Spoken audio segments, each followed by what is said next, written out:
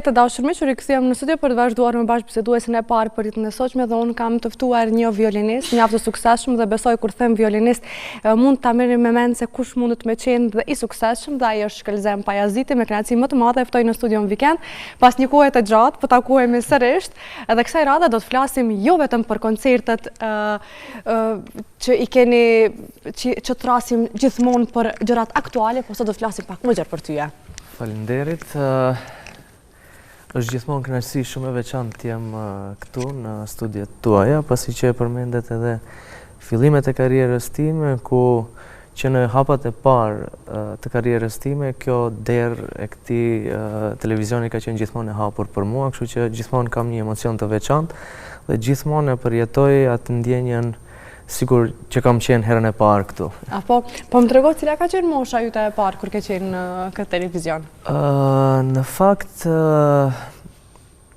me qenë prezantuar si violinist, edhe kjo është profesioni që kam zgjedhur, domethënë, për jetën time. Në fakt, hapat e para të mijat nuk kanë qenë me violinën, kanë qenë, domethënë, si pjesëmarrës në festivale për fëmijë, si këngëtar, nëse mund ta quajmë në thojza. Mirë po unë shpesh e them si në formë të shakas që e pash që nuk e gjeta veten aty, kështu që gjatë rrugës e ndrova kahjen. Në fakt, kam qenë në moshën 6 vjeçare, kur për herë të parë jam ngjitur në skenë, edhe ka qenë kjo mosha kur për herë të parë kam filluar të marr pjesë edhe në emisionet ndryshme për fëmijë, në studiet ndryshme televizive, por e mbaj mend shumë mirë që hera e parë në një studio televizive ka qenë mu këtu tek ju. Në televizionin Maqedonisë. Edhe pse nuk dyshojmë, sepse me të vërtetë televizioni jon gjithmonë i ka dyert të hapura për talentët e rinj, për ata cilët kanë filluar karrierën e tyre dhe duan që kanë nevojë për përkrahjen tonë dhe neve jemi gjithmonë përkrahas, por edhe njëkohësisht pastaj edhe falemnderues sepse nuk na harroni dhe sërish jeni edhe mbas një periudhe të gjatë kur arrini suksese sërish jeni prezant në televizionet tona. Gjithmonë me kënaqësinë më të madhe. Jeni mirënjohës në këtë aspekt. Shkëlzem, përmende që karriera jute ka filluar qysh në moshën 6 vjeçare si një këngëtar. Po, nëse mund thuhet këngëtar. Si një këngëtar i moshën 6 vjeçare. Po më trego, kush e zbuloi këtë talentin tënd që më pas ti mendove që nuk është ky talenti yt? Në fakt për çdo fëmijë përgjegjës janë për gjithçka prindrit, kështu që edhe prindrit e mi që unë gjithmonë jam falënderues ndaj tyre për çdo gjë që kanë bërë për mua. Domethënë ishin ata të cilët më shtytën drejt kësaj rruge, domethënë më regjistruan në festivalet ndryshme, domethënë për fëmijë. Por do të them që ndoshta edhe vetë në formë të pavetdijshme kam qenë gjithmonë i tërhekur nga arti. Ndoshta jam munduar ndonjëherë të këndoj, por kam përmend edhe herave tjera që kam mbarë në shtëpi përderisa kam parë në televizion, domethënë artistët e ndryshëm, instrumentistët posaçërisht instrumentet klasike, domethënë kam pasur një simpati të veçantë drejt tyre për elegancën që paraqesen në skenë, për mënyrën se si paraqiten në skenë, për punën që ata e bëjnë. Dhe shpesh kam marrë ndonjë mjet që si fëmijë ose ndonjë lodër cilën e kam pasur si fëmijë dhe jam munduar t'i imitoj ata përderisa i kam parë në televizion. Edhe domethënë ndoshta kjo ka qenë ajo shtytja edhe për prindrit e mi që më kanë drejtuar në këtë drejtim. Pastaj pas shumë pjesëmarrjeve në festivalet ndryshme për fëmijë në moshën 8 vjeçare, pra prindrit e mi më regjistruan në shkollë të muzikës në Tetov, në drejtimin e violinës, ku i kalova ato më para kishte edhe provime pranuese, domethënë për nxënësit që të shohin ato aftësitë fëmijëve të cilët aplikojnë për instrumentet ndryshme. Dhe pastaj ishte një tërheqje vetë instrumentit, domethënë dëshira për dalë në skenë, paraqitja nëpër skenat ndryshme, fitimi i shumë çmimeve të para dhe absolute në gara të ndryshme, gjë që ndoshta edhe pa e kuptuar më futën edhe më thellë në rrugën e artit dhe që pastaj kjo të shndrohet në një profesion jetësor për mua. Realisht, kjo ka qenë dëshira jute. Në muzikë, në çfarë do lloj mënyre, vetëm në muzikë e ke parë veten që nga fëmijëria jute? Po, sepse unë mendoj që kush e di sa të kemi talent për një punë, nëse ne nuk e kemi dëshirën dhe dashurinë për ta ushtruar atë profesion, atëherë ndoshta gjithçka është e kotë. Kështu që përveç asaj që, domethënë, rrugët mi kanë hapur gjithmonë prindrit e mi, si çdo prind që mundohet për fëmijët e vet, mendoj që edhe dëshira dhe dashuria ime për këtë pjesë të artit ose për violinën ka qenë ajo që më ka bërë që unë të qëndroj edhe për skajt të shumë vështirësive që i ka kjo rrugë, edhe shumë kënaqësive që i ka. Më trego se kur ka qenë violina jute e parë e blerë? Ka qenë një kërkesë e ytja ose të erdhi befasi? Jo, do të thënë kam pasur, nëse flasim për një moshë shumë të hershme, kam pasur lodra, instrumente, gjëra të tilla, por si violinë mbaj mend që kemi shku zbashku me babin për ta marrë, na gjet atëherë ajo profesoresha ime e parë që quhej Maria, më duket. Domethënë që e kam pasur shumë shkurt profesoresh, me që doli ajo në penzion. Edhe ishte një ndjenjë shumë e veçantë që tash kur e kujtoj emocionohem se nuk mund t'ja harroj atë aromën e asaj violine. Do të thënë kishte një aromë specifike e cila edhe sot e kësaj dite kur hap ndonjëherë violinën më ringjallet, si themi në mua, ajo aromë e asaj violine, atij drurit të mirë punuar. Që e mora, pastaj në fakt me që, domethënë, ne fillojmë në një moshë të hershme me instrumentin e violinës edhe gjatë disa periudhave, domethënë, të rritjes fizike tonës, domethënë jemi të detyruar që t'i ndrojmë instrumentet. Në fakt unë kam filluar atëherë me violinë 4/4, që është një violinë e madhe, është domethënë për më të mëdhejt, gjë që ndoshta edhe në atë kohë edhe profesoresha domethënë ka qenë pak më e pavëmendshme në këtë drejtim, se unë si fëmijë kam qenë pak i imët i vogël, kështu që edhe ka qenë shumë e madhe dhe pas një kohe pastaj kam fituar një domethënë dëmtim të vogël të krahut nga që kam ushtruar në atë violinë dhe pastaj kur pas ndoshta më pak se një viti e ndrova violinën dhe mora një violinë më të vogël, e cila ishte domethënë violinë ajo që duhej për moshën dhe gjatësinë time. Kështu ishin hapat e para, domethënë ajo njohja ime me instrumentin dhe ajo dashuria ime e parë, nëse mund ta quajmë për këtë instrument. Tregove që e lëndove krahun. Momentin kur e lëndove krahun, mendove që nuk do të mund vazhdojmë se ke qenë i vogël në moshë. Në fakt ato ishin, u dëshprove gjatë asaj periudhe, që nuk dëmtime që shkojnë me kohën. Në fakt unë jam person, gjithë ata që më njohin e din se jam person i cili kur e filloj një rrugë edhe nuk di të nuk dorëzohesh. Nuk di të dorëzohem dhe të kthehem mbrapa. Kështu që ka pasur shumë, domethënë tash kur më kujtohen, domethënë ka pasur kohra që edhe kam qarë nga dhimbja dhe kam vazhdu të ushtroj. Edhe më tutje, domethënë pas një periudhe, derisa domethënë gjeta mjekët adekuat, të cilët domethënë më ndihmuan që ta kaloj atë problematik të muskujve. Po, domethënë violina si instrument, përveç se asaj vështirësisë që e përmendëm, është instrument i vështirë, mund të qenë instrumenti më i vështirë për t'u interpretuar dhe për t'u studiuar, kështu që edhe gjatë gjithë jetës profesionale ose gjatë gjithë jetës që merresh me këtë instrument i ka ato vështirësitë e veta dhe nëse je një person i cili dorëzohesh lehtë, nuk je për violinën. Thua që nuk dorëzohesh.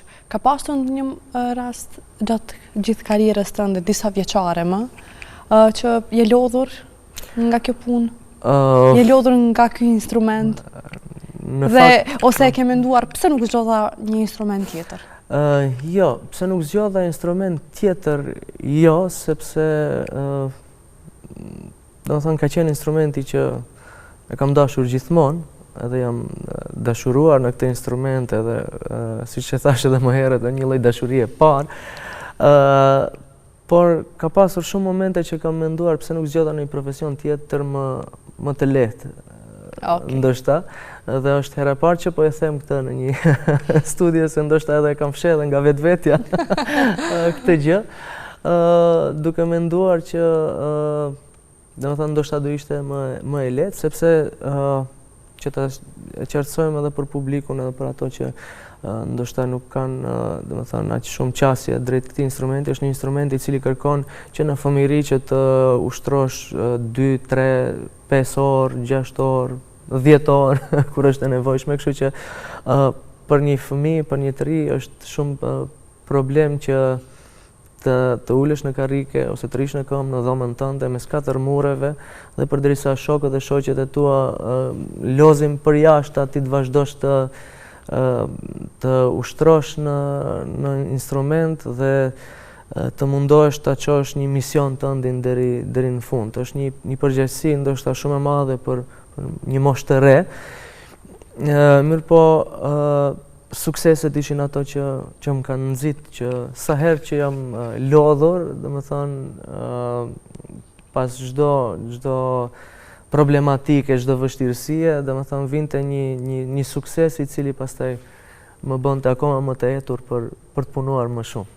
Më tregoj, kujton daljen tënde të parë në skenë si violinist, edhe ku ishte ajo?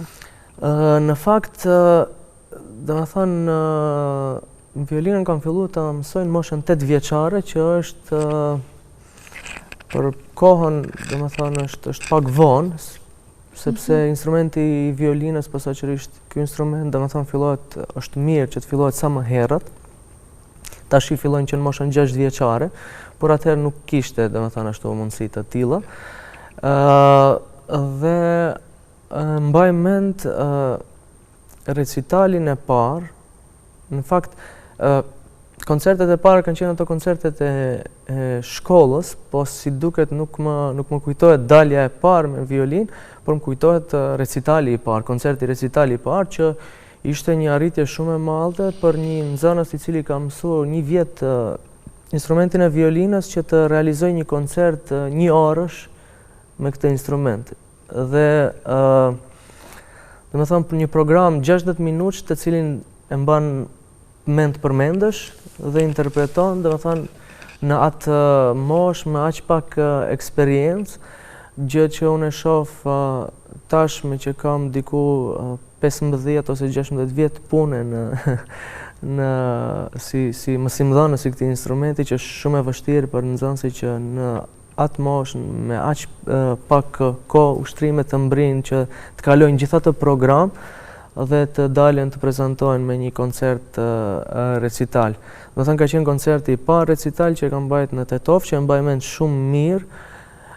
Pastaj koncerti tjetër që kam qenë në Prishtinë, dhe kjo ishte një rast shumë i veçantë, që më duheshte në atë moshë që me që prindrit ishin të zanë me punë, duheshte që të shkoj vetë në Prishtinë, hyp autobusit dhe shkova atje, dhe kjo ishte një bile si kam akoma ato videot e emisionit që atje më ftuan në RTK. Edhe janë emocione që sa herë i shoh, më kujtohet lodhja që kam pasur, më kujtohet ajo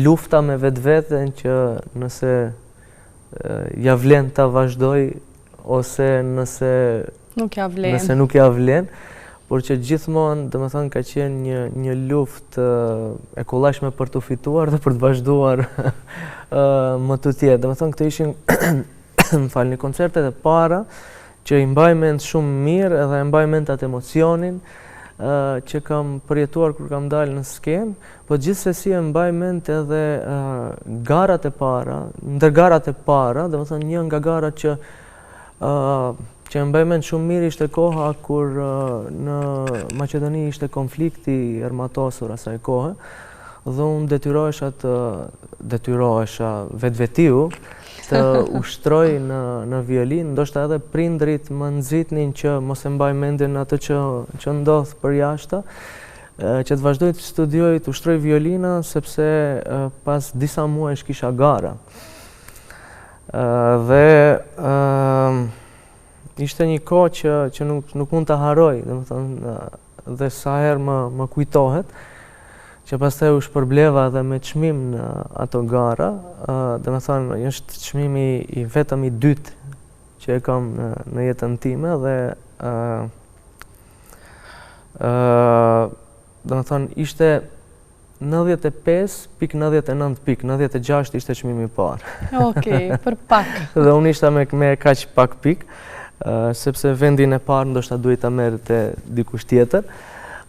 Kështu që në këtë garë vetëm nga emocioni i madh që kisha, e mbaj mend vetëm hyrjen në skenë, edhe momentin kur më duartrokiti publiku. Domethënë nuk mbaj mend asgjë se çfarë kam interpretuar dhe si kam interpretuar, po që pastaj kur i kam dëgjuar videot, ka qenë një interpretim që vërtet tashi them që ka qenë një interpretim shumë i bukur edhe dinjitos për atë kohë dhe për atë moshë që kam pasur. Dhe që shpesh e mendoj edhe që ka qenë një ndoshta një dëshpërim i vogël në atë kohë, domethënë përse për shumë pak pikë të mos e merrja çmimin e parë, por edhe një motiv jashtëzakonshëm që vitin tjetër të merrja çmimin absolut në 100 pikë. Okej, me të vërtet, si që the edhe në fillim, nuk dorëzohesh lehtë. Po. Shihet. E kam të cilësi. Kjo shihet. Ke marrë pjesë në programa të ndryshme, ke marrë çmime të ndryshme. Cilat janë ata 3 çmimet që ti i ke favorit në karrierën tënde? Më zhbë shumë kjo pyetje, edhe në për emisione, por edhe jashtë. Edhe gjithmonë jam përgjigjur me të njëjtën përgjigje që... Ishe duke të pyetur, i ndron ose i ke të njëjtën? Po, jo, gjithmonë përgjigjem me të njëjtën përgjigje më fal që nuk mund t'i ndaj dhe nuk mund të veçoj asnjë, sepse siç e thash, domethënë secili e ka atë emocionin e vet, secili e ka atë dridhjen shpirtërore në vete përpara se del në skenë dhe atë kënaqësinë që e përjeton në momentin që e merr çmimin. Domethënë kam marrë pjesë në gara të ndryshme dhe çmime të ndryshme, domethënë në Republikën e Maqedonisë Veriut, atëherë Republika e Maqedonisë vetëm. Në atë kohë në Shqipëri, Kosovë, Bullgari, Serbi, Malzi e kështu me radhë, në shumë vende të ndryshme, por mund të them që kënaqësinë dhe emocionin më të madh e kam pasur kur kam qenë gjithmonë në Shqipëri. Nuk e di pse, por edhe këtu ka një gjë që dua ta theksoj që kur kam shkuar herën e parë në Shqipëri, kemi shkuar me autobus, edhe rruga na mbajti shumë gjatë, edhe mbaj mend që në fund të autobusit shkoja dhe ushtroja violinë. Sepse duhet isha shumë i përgatitur për garat që do merrja pjesë. Ushtarët që ishin me ty zbashku sigurt e shihnin. Këtë desha ta them që ndoshta nëse ndonjëri nga ata i kujtohet dhe më ndjek i kërkoj shumë falje se ju kam çavë veshët në autobus gjatë gjithë rrugës. Edhe pastaj vazhdova, domethënë, kjo ishte hera e parë që kam shkuar, domethënë, në Shqipëri, që edhe atëherë u shpërbleva me çmim, më duket se ka qenë viti 2002 në mos gaboj. Më duket ka qenë gara Fest Talent, pastaj fitues tek Gjeniu i vogël, Mbaj mend kur kam qenë disa herë në ato sallat e mëdha, domethënë të Shqipërisë, që bile se mbaj mend në një koncert kur kam qenë që e vetmja ndjenjë që e kisha ishin gjunjat që i ndjesha sigur më kape njëri për tjetrin nga ai emocioni që kisha. Por edhe kënaqësia që, për shembull, ka qenë, siç e përmenda, spektaklin Gjeniu i vogël që në atë kohë ndiqnin të gjithë, edhe ajo kënaqësia e madhe që kur dilja rrugës, domethënë njerëzit vinin, domethënë që në atë moshë, në atë kohë, vinin, takonin, dilnin foto, domethënë përqafonin, dhe ishte një kënaqësi e jashtëzakonshme që vërtet më bënte ndjehem jashtëzakonisht shumë mirë që në atë kohë. Tani që po e rikujton krejt këtë periudhë, mendon, a e beson në vete se ti ke kaluar gjitha këto? A të besohet ndonjëherë ty kjo gjë? Në fakt është e çuditshme që gjithmonë sa herë që i kujtoj këto gjëra, sepse këto që i përmendëm, domethënë që mund t'i përmendim për një emision janë gjëra shumë të vogla në krahasim me gjithë ato ndodhi të cilat neve në ndodhin gjatë gjithë jetës artistike, nëse mund ta quaj, po janë shpesh raste që domethënë në kohra të ndryshme kur ulesh edhe ose shef ndonjë fotografi ose ndonjë gjë që të kthen memorien edhe thua si kam mundur t'ja dal unë, po vërtet ka qenë një punë e jashtëzakonshme të cilën e kam bërë në atë kohë. Domethënë çdo ditë 5-6 orë, 7 orë me instrumentin e violinës që kanë qenë shkak për rezultatet të cilat i kam arritur. Cili ka qenë ai momenti kulminant i karrierës tënde, që ke pasur ëndër të arrish dhe që the me veten, okay, unë e arrita? Nëse ne do të kemi një moment kulminant, automatikisht nuk kupton se nëse ne arrim atë dhe do të ndalojmë. Jo, sepse kemi arritur atë kulmin. Jo, në asnjë mënyrë, jo. Unë gjithmonë kam, me që përmendet ëndra, gjithmonë kam ëndra ndryshme, të cilat kur i realizoj, vazhdoj të ëndroj për gjëra tjera dhe për suksese tjera, vazhdoj të kërkoj nga vetja, por duke u rritur, duke u zhvilluar ne si njerëz, dim që edhe mënyra e jetës ndryshon, edhe prioritetet gjatë jetës ndryshojnë. Prandaj që unë mendoj që shkolla fillore, mesme dhe fakulteti janë kohrat kur ne mund të lullëzojmë më shumti, sepse pastaj kemi edhe angazhime tjera dhe prioritetet tjera në jetë, të cilët secila e merr kohën e vet dhe secila merr nga një copës nga ne dhe nuk kemi mundësi të fokusohemi ndoshta 100% në atë që ne duam në profesion. Është edhe bashkëshortja yte që është pjesë kësaj fushë, është në muzikë edhe ajo. Keni edhe një djalë të vogël, i cili është bekem për juve. Është 3 vjeçar. Roeli, po, është 3 vjeçar. E shihni djalin që i ngjan prindërve në këtë aspekt? Nuk dorëzohet asaj. Në fakt është ndjenjë edhe një mënyrë shumë e mirë e jetës nëse ne gjejmë dikën i cili na kupton në profesionin tonë dhe ushtron të njëjtin profesion, pasi që shpesh, mos them gjithmonë, jemi ndihmë për njëri tjetrin, edhe kritiku më i madh dhe më i keq. Kështu që një kohë relativisht të mirë të kohës që ndajmë së bashku, bisedojmë edhe flasim për artin, për koncertet, për jetën artistike. Kështu që domosdoshmërisht edhe tek Roeli kanë ndikuar këto gjëra, sepse ne jetojmë edhe vetëm, edhe kur kemi pasur koncerte, domethënë gjithmonë kemi marrë me vete. Roeli ka ndjekur çdo koncert tonin që kemi bërë deri tashi.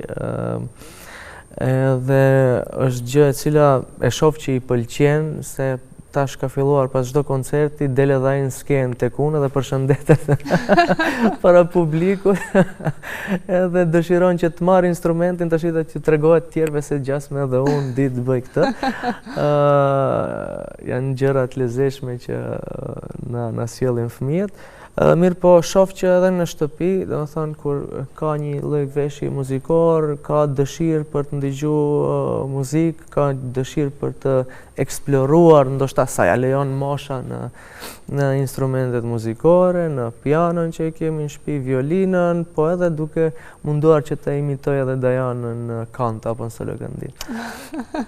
Domethënë është një imitues i mrekullueshëm në shtëpinë tuaj. Po. Sa do doja që ti ishte reali momentalisht këtu me ne. Ose do na këndonte, ose do na interpretonte diçka. Ose do na bënte kështu dredhire Sigur do na jepte energji pozitive në studion e emisionit tonë. Po, absolutisht. Fëmijët janë ato që në ngjallin kënaqësi dhe emocion të veçantë gjithmonë. Patjetër, është shumë e vërtetë. Shkëlzen, ti së fundmi kishe edhe një koncert që realizove. Po, koncerti i fundit. Ndoshta ka një javë? Po, ka një javë, ndoshta që e kishim koncertin e përbashkët me kolegun Jetmir Mehmeti në gitar, i cili koncert ishte një koncerti ndoshta kurorëzimit të një bashkëpunimi 10 vjeçar me Jetmirin, domethënë që herën e parë që kemi dalë në skenë së bashku. Edhe pse me Jetmirin kemi qenë student një kohë së bashku, pastaj ai u transferua në Shkup, edhe kishim një pauzë, domethënë të bashkëpunimit, dhe pastaj pas një kohë erdhi edhe ai të punojë në shkollë të muzikës në Tetov dhe u bëm për së dyti koleg, gjë që na nxiti që të vazhdojmë deshët rrugët ju bashkuan. Po, që na nxiti që t'ju kthehemi atyre dëshirave të vjetra për të bashkëpunuar, për të bërë një duet kitare dhe violin, një duet që derisa filluam ne, ndoshta edhe nuk ka pasur këtu tek ne, domethënë një lloj ndoshta e them bashkëpunimit të tillë ose kombinimit të tillë. Kombinimit të tillë, po, kështu që ishte një rrugtim me ato sfidat e veta, pasi që kishte pjesë të cilat janë të kompozuara për këto instrumente, po kishte edhe shumë pjesë tjera të cilat duheshte ne t'i aranjojmë dhe t'i përpunojmë për këto dy instrumente. Edhe që në koncertin e parë zgjuam një dëshirë shumë të madhe të publikut për të na dëgjuar edhe për të dëgjuar këtë kombinim, domethënë të këtyre dy instrumenteve. Dhe kjo gjë bëri që ne të vazhdojmë me këtë bashkëpunim, me koncerte në vende të ndryshme, ku gjithmonë jemi mirë pritur, dhe së fundmi para një jave kishim atë koncertin e fundit, domethënë për këtë muaj. Okej, për këtë muaj. Shumë mirë e theksove. Bëj shaka, po kishim këtë koncert të fundit, me të cilin domethënë kishim simbolikën e festimit të 10 vjetëve të këtij dueti, me cilin vërtet kemi pasur kënaqësi të veçantë kur kemi interpretuar së bashku, me që Jetmirin e kam shumë shok të mirë edhe shoqërohemi shumë, edhe atë shoqëri jemi munduar që ta paraqesim edhe në skenë. Gjë që na ka ngjall shumë. Si u pritën nga publiku? Si ishin pritshmëritë tuaja dhe arriti? Si gjithmonë publiku ka qenë shumë i kënaqur, dhe si gjithmonë ne bisedonim për problematikat mbas koncertit. Sepse është një gjë shumë interesante kur del në skenë, sepse asnjëherë nuk mund t'jesh i kënaqur me veten, sepse gjithmonë ka gjëra të cilat mund të mos të dalin ashtu si që i ke planifikuar, pasi që profesioni jon shtrihet në kohë. Përderisa ne interpretojmë edhe nuk mund të bësh asnjë ndryshim, për shembull, nëse mund ta marr një shembull në pikturë që diku mund edhe ta fshesh një problematik, ke kohë ta bësh një gjë të tillë në profesionin tonë, do të thonë është çështje kohe edhe ikën dhe s'mund të kthehesh mrapa. Kështu që ne gjithmonë bisedojmë për gjërat të cilat nuk na kanë dalë ashtu siç i kemi planifikuar, i kemi dashur që në koncertet e tjera ti kemi mundësinë për t'i përmirësuar dhe realizuar ashtu siç ne dëshirojmë. Më trego cilat janë planet për të ardhmen? Përgatitjen për koncerte tjera? Me qenë se potencove që ky ishte koncerti i fundit për këtë muaj.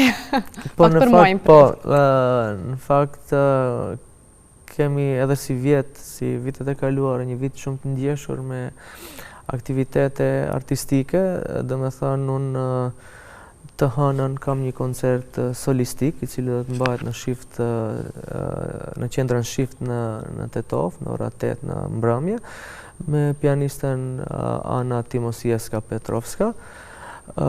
Pastaj vazhdojmë me koncerte tjera, gjithashtu vazhdoj edhe me organizimin e festivalit të cilin e organizoj unë në kuadër të shoqatës Artal, festivalit Meridians, i cili është viti i 8 i realizimit të këtij festivali, në cilin kanë marrë pjesë, domethënë është festivali ndërkombëtar, edhe deri tani kemi pasur pjesëmarrës nga shtetet ndryshme, nga Amerika, nga Turqia, nga Luksemburgu, Shqipëri, Kosovë, Maqedoni, Bullgari e vende të ndryshme. Domethënë është një festival i cili nuk ka vetëm muzikë klasike, por ka lloje të ndryshme të muzikës, domethënë zhanreve muzikore, dhe qëllimi ka qenë që çdo pjesëmarrës ose çdo pjesë e publikut ta gjejë atë mbrëmjen e vet në të cilën do të jetë, domethënë do të ndjehet më komod. Këtë vit kemi koncerte, domethënë klasike, violin piano, kemi korin e fëmijëve Crescendo, i cili do të jetë edhe në përcjellje të një orkestri kamertal, me datën 15 në Tetov, pastaj koncerti i Dajanës me Edita Rusin, e cila është një pianiste jashtëzakonshme, dhe koncerti i Trios nga Shqipëria, i cili do të vijë dhe të prezantohet në Tetov. Kishim plane më të mëdha për si vjet, por gjithmonë buxheti është ai që na dikton se cilat aktivitete mund të realizohen. Kështu që kjo ishte sa i përket festivalit. Pastaj kam, domethënë personalisht kam edhe koncerte tjera, të cilat besoj që kur do të rikthehemi, domethënë mbas një pushimi të shkurt veror, do të vazhdojmë me ato koncerte. Kam një koncert tjetër recital me pianistin Shkëlqen Baftiari, kemi koncertin me një grup të cilin ishte ideja ime për ta themeluar, pasi që jeta bëhet shumë dinamike dhe njerëzit më veç se fillojnë të ndryshojnë edhe me kërkesat, me dëshirat e tyre se çfarë duan të dëgjojnë, kështu që ishte një ide imja që muzikën klasike, pjesët e muzikës klasike të interpretohen në një verzion rock, duke përfshirë kitarën elektrike, bas-gitarën, baterit, piano akustike dhe violinë akustike. Kështu që kemi marrë, domethënë kemi pasur edhe koncerte të tilla më herët që janë pritur jashtëzakonisht shumë mirë nga publiku, dhe kemi bërë një lloj përpunimi të pjesëve për shembull të Mozartit në një verzion rock, të Vivaldit në një verzion rock, e kështu me radhë, që ka qenë një kombinim jashtëzakonisht i bukur, i mirë, që edhe ne që kemi interpretuar jemi ndjerë shumë mirë në skenë. Atëherë si duket do të jeni mjaft të angazhuar. Po, kështu që besoj që edhe si vjet do të kemi një numër jashtëzakonisht madh të koncerteve, të aktiviteteve, si në vend ashtu edhe jashtë. Shkëlqen, unë ju uroj suksese dhe ju falenderoj zakonisht shumë që ishit pjesë e emisionit tonë, që ndam shumë çka nga ti, dhe shpresoj të takohemi në të ardhmen të flasim për koncert të radhës. Faleminderit shumë, unë jam gjithmonë i hapur edhe është kënaqësi e veçantë. E theksoj edhe një herë të jem këtu i pranishëm. Faleminderit edhe juve për ftesën. Faleminderit shumë. Të dashur miq, kjo ishte sa i përket bisedës. Neve do të shkëputemi tani për disa minuta dhe do të rikthehemi sërish.